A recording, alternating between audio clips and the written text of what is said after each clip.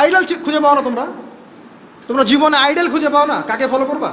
আর আমাদের কাছে এরাই রকস্টার, যারা মুসলিম সমাজের মধ্যে বেপরদামি, অশ্লীলতা, ফাহেসা এগুলো ছড়িয়ে দিচ্ছে, যে না এরা আমাদের আইডল। এখন ওদের পোস্টার বাসায় লাগিয়ে রাখে, ওদের সাথে একবার দেখা করতে পারলে জীবন সার্থক হয়ে যায়।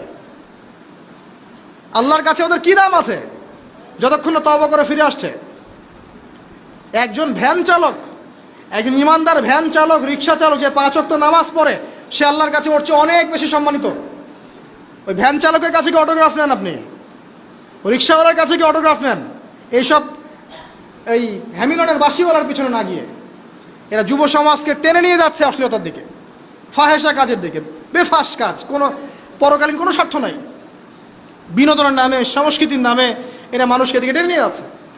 আর আমাদের যুব সমাজ, তোমাদেরকে আমি আইডল দেখাবো ইনশাল্লাহ পরের লেকচারগুলোতে। খালিদ বিন ওয়ালিদ তোমার আইডল, আলী ইবনে আবি তালেব তোমাদের আইডল, মুহাম্মদ সাল্লাল্লাহু আলাইহি ওয়াসাল্লাম তোমার আইডল, ইমাম হুসাইন তোমার আইডল, মোহাম্মদ বিন কাসিম তোমার আইডল, তারেক বিন জিয়াদ তোমার আইডল, ওমর ইবনুল খাত্তাব তোমার আইডল। আইডল খুঁজে পাও না তোমরা?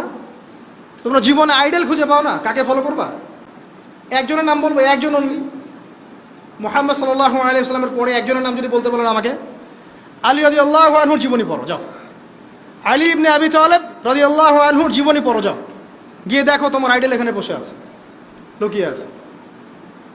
তাদের আইডলের মধ্যে, তাদের মধ্যে ছিল ব্যক্তিত্ব, শৌর্যবীর্য, আনুগত্য, জ্ঞান, প্রজ্ঞা, দিন প্রতিষ্ঠার তামান্না, জিহাদ, এবং তারা বদর, উহুদ, খন্দক, খায়বার করেছেন। শেষ পর্যায়ে যখন তাদেরকে মৃত্যুবরণ করতে হয়েছে, তখনও তাদেরকে সামন থেকে কেউ আক্রমণ করতে পারে নাই, পিছন থেকে আক্রমণ করতে হয়েছে। বীরদেরকে কেউ সামন থেকে মারতে পারে না, পিছন থেকে মারতে পারে। আইডল খুঁজে পাও না তোমরা?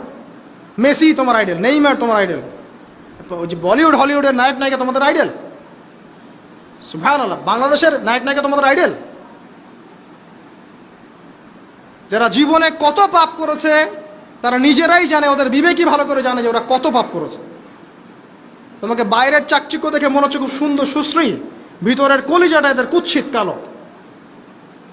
আলেম ওলামার কাছে এসে পড়ে থাকো, যারা বড় বড় ওলামায়ে কেরাম তাদের কাছে এসে পড়ে থাকো, তারা তোমাদেরকে পথ দেখাবে ইনশাআল্লাহ। আল্লাহ পাক বোঝার তৌফিক দান করুন।